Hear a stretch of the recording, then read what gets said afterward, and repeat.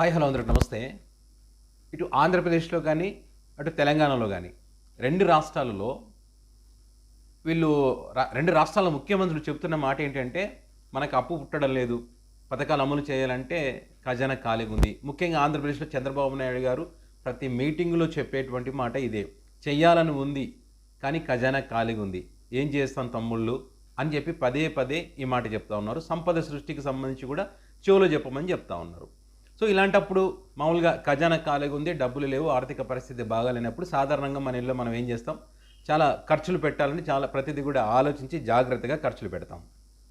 So మరి అలాంటి పరిస్థితుల్లో మరి ఈ ఏపీ గవర్నమెంట్ ఏం చేస్తూ ఉందంటే దుబారా ఖర్చులు ఎక్కువ చేస్తూ ఉంది. మీరు చూడండి, ఇప్పుడు సూపర్ 6 పథకాలకు సంబంధించి డబ్బులు లేవు అని మాట్లాడతారు. అదే రామోజీరావు గారి లాంటి వాళ్ళ సంస్కరణల సభలో మాత్రం ప్రభుత్వ సొమ్ముతోనే చేస్తారు, కోట్లలో ఖర్చు పెడతారు.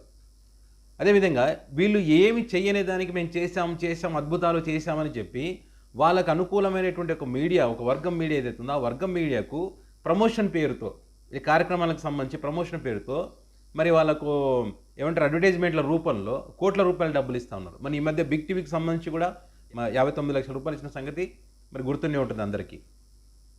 సో ఈ రకంగా అది దుబారా ఖర్చే కదా, అవసరం ఖర్చే కదా. ఇప్పుడు అవే డబ్బులు ప్రజలకు ఉపయోగపడే విధంగా ఏదైనా చేస్తే ప్రజలు సంతోషపడతారు కదా, మీకు మంచిది అవుతుంది కదా. కానీ అది మాత్రం చేయరు.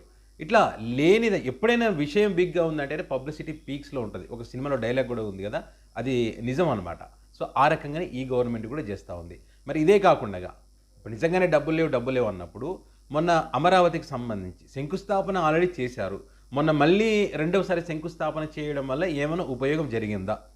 ఏమంటే మేము అమరావతి అభివృద్ధి చేస్తాం, మళ్ళీ ఆంధ్రప్రదేశ్ జనాలకు అమరావతి అనేటువంటిది ఏ రకంగా ఉండబోతుంది, మోదీ గారు దీనికి మద్దతు తెలుపుతూ ఉన్నారని చెప్పేందుకు మాత్రమే పనికొచ్చింది. కానీ మరి ప్రధానమంత్రి మోదీ గారు వచ్చి అమరావతికి సంబంధించి ఏమైనా వరాలు కురిపించినటువంటి సందర్భం ఏమన్నా గతంలో లేదు, ఇప్పుడు లేదు. ఇంకేమైనా కొత్తగా ఏమన్నా ఒరిగింది ఏముందా? ఏమీ లేదు. ఇప్పుడు ఉన్నటువంటి సమాచారం ప్రకారం 700 కోట్ల రూపాయలు ఖర్చు అయింది. ఎవరి సొమ్ము అదంతా? ప్రజల సొమ్మే. ఇట్లా అనవసరమైనటువంటి ఖర్చులు ఈ ప్రభుత్వం పెడుతూ ప్రజల నెత్తిన భారం వేస్తూ ఉంది. మరి ప్రజలకు ఇస్తారంటే పథకాలకు సంబంధించి డబ్బు లేవని చెప్తా ఉంది. సో ఈ క్రమంలో గతంలో జగన్మోహన్ రెడ్డి గారికి సంబంధించి కూడా ఏదైనా మీటింగ్ పెట్టినా తప్పుపట్టేవాళ్ళు. మీటింగ్లు అవసరమా? ఆ మీటింగ్లో సమోసాలు అవసరమా? ఆ మీటింగ్లో ఛాయలు అవసరమా? దుబారా ఖర్చులు చేస్తూ ఉన్నాడు, రాష్ట్రం శ్రీలంక చేస్తూ ఉన్నాడు, వెనిజులా చేస్తూ ఉన్నారని చెప్పి కామెంట్ చేశారు. అప్పుడు జగన్మోహన్ రెడ్డి హెలికాప్టర్లు ఎక్కడైనా వెళ్తే కూడా పరదల ముఖ్యమంత్రి, హెలికాప్టర్లు తిరిగే ముఖ్యమంత్రి, రోడ్డు మీద తిరగని ముఖ్యమంత్రి అని చెప్పి కామెంట్ చేశారు.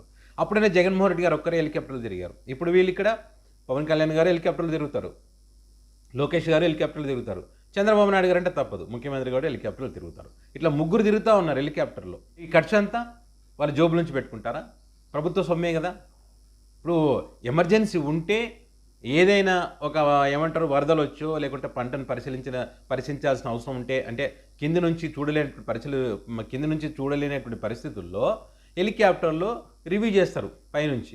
సాధారణంగా అది ముఖ్యమంత్రులు చేస్తారు. అలాంటి పరిస్థితుల్లోనే హెలికాప్టర్లు వాడతారు. కానీ ఇక్కడ చూడండి, అసలు నారా లోకేష్ గారు ఎక్కడికైనా వెళ్ళాలంటే హెలికాప్టర్లో వెళ్ళిపోతున్నారు ఆయన. మరి ఆయన మంత్రి. పవన్ కళ్యాణ్ గారేమో నాకు చెప్పులు కొనడానికి డబ్బులు లేవు, నా పరిస్థితి బాగాలేదు, ఆర్థికంగా నేను బాగలేదని అంటాడు. ఆయన కూడా ప్రతి చోటికి హెలికాప్టర్లో తిరుగుతారు. వీళ్ళందరూ కూడా అప్పుడు గతంలో జగన్మోహన్ రెడ్డి గారి గురించి మాట్లాడినటువంటి వాళ్ళే. ఇటు తెలంగాణలో కూడా అదే రకంగా మంత్రులు కూడా ప్రతి చిన్న విషయానికి 1 కిలోమీటర్ ఏమంటారు బస్సులో 1 గంటలో వెళ్ళేటువంటి ప్రయాణానికి సంబంధించి కూడా హెలికాప్టర్లో వెళ్ళిపోతున్నారు వాళ్ళు కూడా. అదే రకంగా ఇక్కడ కూడా డబ్బులు ఏమంటున్నాయో వాళ్ళు అదే పని చేస్తున్నారు, ఇక్కడ అదే పని చేస్తారు. 2 రాష్ట్రాలలో అదే పని చేస్తూ ఉన్నారు. ఆర్థికంగా బాగాలేదు అనుకుంటే అదే పని చేస్తూ ఉన్నారు. ఇప్పుడు తాజాగా మళ్ళీ ఒక హెలికాప్టర్ కొనడానికి 100 కోట్లు ఖర్చు అయ్యేటువంటి పరిస్థితి ఉంటుంది. హెలికాప్టర్ కొనాలంటే దానికి ఒక జీవో జారీ చేశారు, ఒక అధ్యయన కమిటీ కూడా వేశారు చంద్రబాబు నాయుడు గారు. దానికి సంబంధించి ఒక రిపోర్ట్ ఇవ్వమని చెప్పి మరి తన కుమారుడు తిరగడానికి ఒక కమిటీ వేసి ఆ మోడల్కి సంబంధించి దాని రిపోర్ట్ అంతా కూడా ఇవ్వాలని చెప్పి ఒక కమిటీ వేయడం జరిగింది. ఏ మోడల్ కొనాలో ఏది కొనాలో వాళ్ళు ఫిక్స్ అయి ఉంటారు, అంతే కొనేస్తారు హెలికాప్టర్లు తిరిగేస్తారు.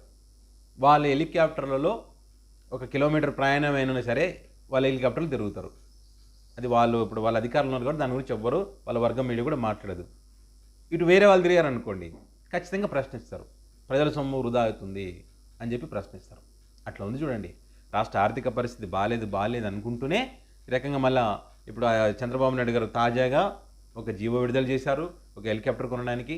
అది మరి వాళ్ళ కుమారుడు కూడా ఎదగాలి కదా, ఇప్పుడు హెలికాప్టర్లో ఆల్రెడీ తిరుగుతూ ఉన్నారు. ఎవరి సొమ్ము ఏం చేస్తూ ఉన్నారు? తన దగ్గరికి వచ్చేసరికి ఏమో ప్రజల సొమ్ము వృధా కాదు, వేరే వాళ్ళు తిరిగితేనేమో ప్రజల సొమ్ము వృధా అవుతుంది. ఇది వీళ్ళ యొక్క సిద్ధాంతం.